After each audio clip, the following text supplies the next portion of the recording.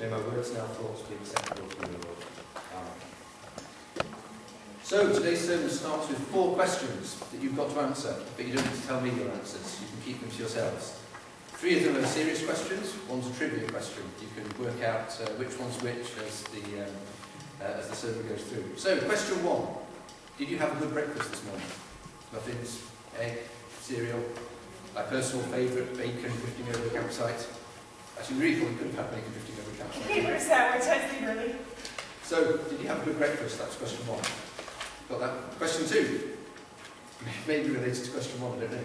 Have you ever been on a diet, or tried to give up something for Lent, or taken up exercise? Did you notice the difference? How long did it take to notice the difference? Question 3. Politician's question. I've been reading the Gazette this morning. Would you vote for me if I promised you everything you wanted? TV screens, that sort of stuff. That's what I was thinking. Question 4. What is the best date for sowing broad beans in England?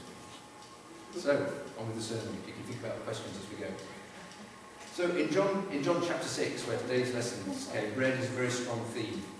A bit before, if we read backwards, Jesus had just fed the 5,000. And which actually was the reading 2 years ago when I did a sermon. So I'll resist the temptation to repeat that one and just say you can go back and remember it next time. I guess in a couple of years' time you'll look it up on YouTube when you get back if you really want to.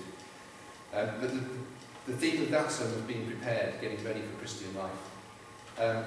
But the thing today is that when Jesus fed the 5,000, he gave people physically what they wanted. They were hungry, he gave them bread. And the crowd were all for a leader who gave them everything they wanted. Without too much effort on their part, really. All they needed to do was show up and bread appeared. Fantastic. So, but without asking for an embarrassing show of hands about question 3, my guess is that not many of you would vote for me, even if I did promise you everything. And whether you vote for me or not, even if you did vote for me, I think you would probably rightly think that I was not really capable of delivering my promise of, well, here, have everything you want. Now, Jesus is obviously a lot more able than I am to deliver everything you need. But as the temptations in the wilderness tell us, when he decided that he wouldn't turn stones into bread and feed everyone, he wasn't really one for building personal political empires simply by promising things to people.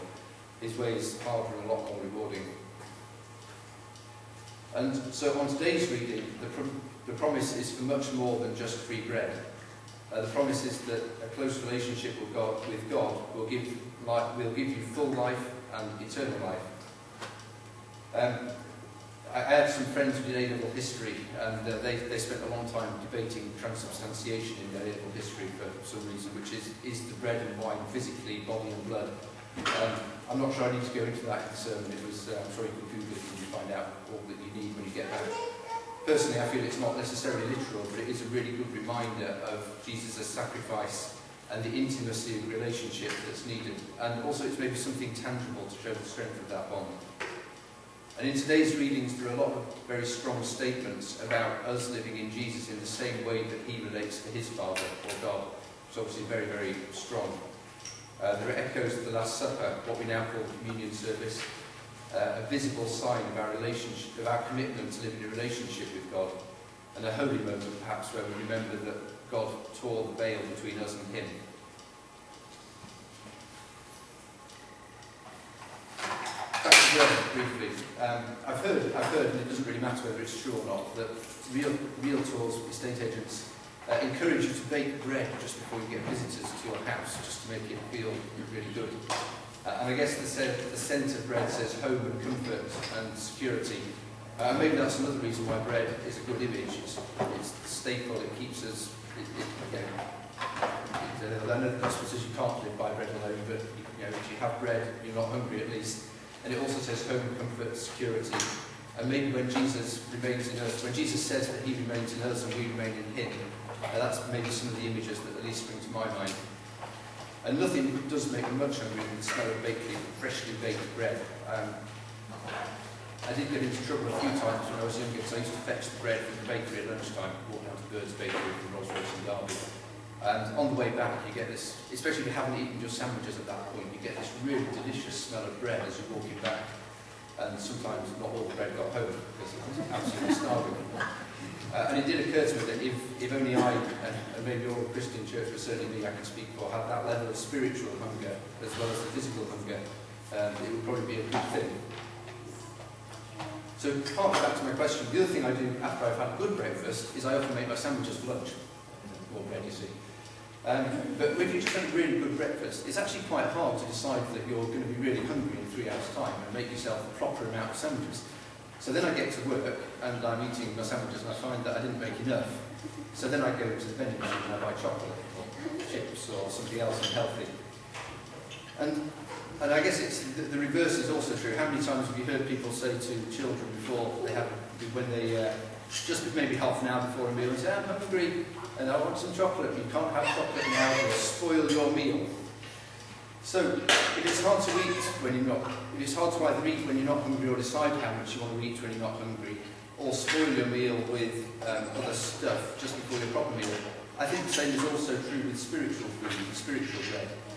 And if bread is the wholesome thing that Jesus is offering us, what's our spiritual junk food, if you like, that we either things that we do that prevent us doing proper, in quotes, spiritual stuff, or things that we fill up our lives on that mean we don't have time for spiritual things. So that's really that was the breakfast question. That if you're filled up with breakfast, what are you filled up on spiritually that stops you doing spiritual whole food?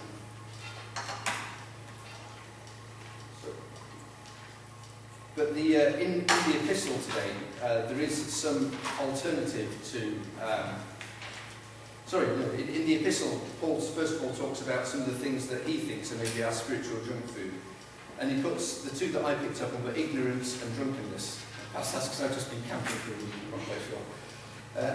Ignorance, I think, sometimes it's easy not to be curious about what's going on around us, not to go and find out things, not to be rigorous in getting to an understanding of what we're trying to dig into or look at.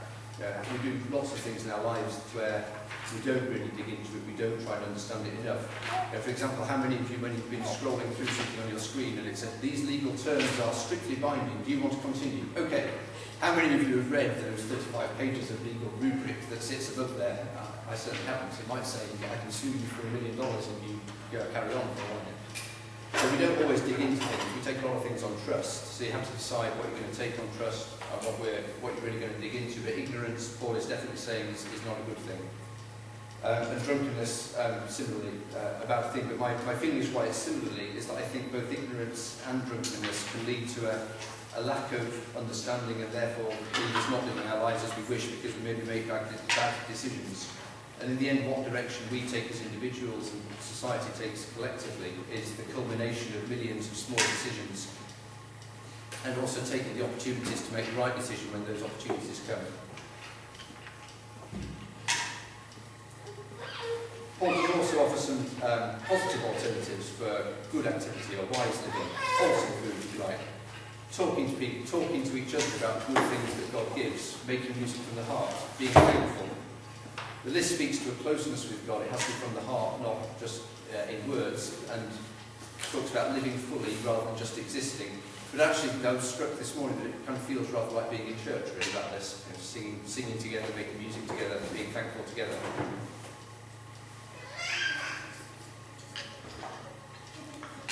Talking about junk food and stuff that maybe does distract me, I have TV at home, I'm sure many of you do too.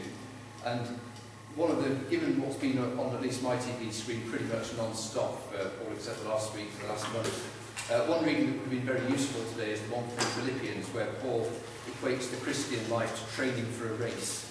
I would have thought they could probably have rewritten the election in Olympic years to make sure that appears in the middle of the Olympics. So you need... An Olympic athlete needs that hunger to succeed and not a little faith for both Olympians and Christians to know that the hours of work that you put into diving or to running or to all the other myriad of sports or to our Bible reading and prayer or coming to church when you really don't feel like it will make imperceptibly small changes that in the end add up to that fraction of a second or that extra little bit of suppleness that means that you win the medal or that you succeed. And one thing that really struck me is that I went once to the Indianapolis Speedway Museum, and you notice there's 100 cars there, give or take, and they go round in order of age from left to right. And you look at any two next door to each other, and you can barely tell the difference. You know, one's maybe got a little bit here, a little bit there, they've got a slightly different engine, whatever. You look at the first and the last, and like the first one might just as well be a horse and cart, and the last one is, you know, the sort of car that you see driving around the Formula 1 circuit. So, and the thing to me from that is that, you know, Olympic athlete trains day after day. Probably on Tuesday he doesn't notice that he was better than last Tuesday. If we're a Christian, you know, there are experiences that can change your life, but generally speaking, I think for most of us, it's a small progression of things that add up to change over many years. And the Indy Speedway Museum, I think, shows that. But the good that we do can also be undone, because a lesser publicised event with the UK this year is that I went there on my vacation. And this year I've been working quite hard at losing a few pounds, not too many pounds. And I'd actually succeeded in losing £5 between January and July. But the goodness that you do over many months of hard work can be undone overnight, or in my case, over a fortnight, where cake and good meals and other things put on all that weight. Which really brings to mind that live our lives wisely, not foolishly. While we're in the UK, we got one of the things we always do when we're there is we go and visit Lichfield Cathedral. It's, I think, a good example of something that's been constructed from wise living and good decisions from many generations of Christians. It oozes a bit of solidity and permanence, and I think maybe gives comfort that there is a church here in the evil times which Paul talks about today, and also a privilege of worshipping where so many have passed before. And it's got some great treasures, Lichfield Cathedral. There's some Gospels there from either 700 AD or 600 AD. Amazing pieces of work from a time where just preserving the Bible was a work of art in its own right, an achievement in its own right. And there's also a thing called the Staffordshire Hall there, which was probably not many of you read archaeology today, nor do I, but I'm sure it's very big in archaeology today, because it's one of the largest finds of treasure ever made in the UK. And it dates from around 600 AD, from the Kingdom of Mercia, which is then the Kingdom of the Middle of Britain, which was largely pagan. There was a Roman road that went through it. There was a bit of a royal centre at Tamworth, or still Tamworth, and there was Lichfield. But Mercia is the kingdom that they know very little about. That's an age where archaeologists really don't know much, historians don't know much. But one thing they do know from the writings of the Venerable Bede is that there was a missionary, a Celtic missionary called Chad, St. Chad, who was sent to Mercia around that time to go and convert, because Mercia was pagan. And Chad's a good example, I think. He was a very humble, very godly man. And he was from the Celtic Church. This is before the Celtic Church and the Roman Church really kind of had a bit of a to-do and decided that the Roman Church would be the one that carried on. So he was there, he was doing his work, he walked around Mercia, he preached to people, he converted to people. As he was in the Celtic tradition, he probably prayed as he went, he prayed as he worked, excuse me, prayed as he milked cows, prayed as he washed up, prayed as he sowed the field. But then when the Roman bishop came, he got caught up in the politics, because he was the Celtic bishop, the Pope wanted a Roman bishop of Mercia. When the bishop arrived, who was appointed by Rome, he was so impressed by Chad's humility, because Chad didn't fight this, he just said, okay, I'll go. He was so impressed by Chad's humility and his godfulness, that actually he, although Chad stood down for a while, he actually reappointed Chad as bishop there. And one thing that he did do, though, is, despite Chad's humility, in the end he ordered Chad to use a horse to go and visit the far-flung pieces of Mercia, because Chad previously insisted on walking absolutely everywhere like common people. And I think Chad is a good example of someone who did live his fairly humble life to the glory of God, and we still talk about him today. And when you're in these big old churches in England, everywhere you look, you tend to see inscriptions that say something like, to the glory of God and in memory of some person, my wife or my child or my father, whatever it is, the reverend someone. And I think that's a good inscription, because we are called, I think, to do things to the glory of God in our lives. That's what the good decision-making and the wholesome food leads to. And you know, St. Chad was there. 1400 years ago, doing his work for the glory of God. And his was one of the small steps that maybe weaves Christianity through the whole of the Western world. And then when you were coming back to the Olympics, the Olympic opening ceremony had the Archbishop of Canterbury sitting right behind the Queen, as a visible symbol of Christianity. There were hymns as part of the what I thought was the best bit, where they had the rugby tries being scored in the four major rugby rounds. If John Parsons was here, I was going to ask him a fifth question, but I think only John would have had a chance of getting the answer. And it was most convenient today, I think, that the song Guide Me, O Thou Great Redeemer was one of the ones that was sung in the opening ceremony while Welsh scored the try at Garden Farms Park, for those of you who are interested. So Chad maybe, as a pilgrim through a barren land, or a pagan land in those days, was the starting point of weaving Christianity through England, and that's led to us probably sitting in an Anglican church here today in a very roundabout sort of way. And there are monuments everywhere everywhere around us to people who've lived godly lives and good lives. So one final footnote before I wind up. Today's reading, we're talking about what came before it, the feeding of 5,000. But there's also one little bit after it, which I hope not to emulate. What Jesus taught today was part of a sermon at Capernaum. I do wonder whether the church stopped the reading one before, because if you carry on, it said that after he preached that sermon, lots of people left. Lots of his disciples decided they didn't want to be disciples anymore. And Lord would probably not be too thrilled with me if you all decided we weren't going to come back after you'd heard my sermon, I think. But I guess the real motive was that they thought they were getting a really easy life signing into Jesus, that things would just follow him, and actually he was bringing out that it wasn't going to be like that. So, if you've got the answers to your questions, 3 things to remember. Firstly, be spiritually hungry. Find your equivalent of the bacon sandwich, the good breakfast, and give up the spiritual equivalent of junk food. Make room for the good stuff, and over time, have faith that there will be changes, even if you can't see it. Secondly, I think today's reading holds a sense of awe for the communion service. It's a tangible reminder of being able to share our lives deeply with God, to be in communion with Jesus, the bread of life. Thirdly, live your life wisely, keep a clear head, and try and be rigorous in building something lasting.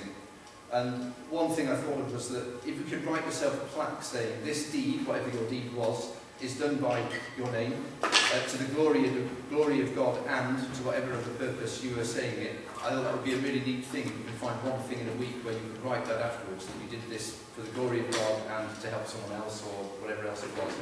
And maybe if there's a bunch of things that we're doing that you can't write that about, perhaps we shouldn't be doing it. So, to finish, the bread of God is the bread that comes down from heaven and gives life to the world. Amen.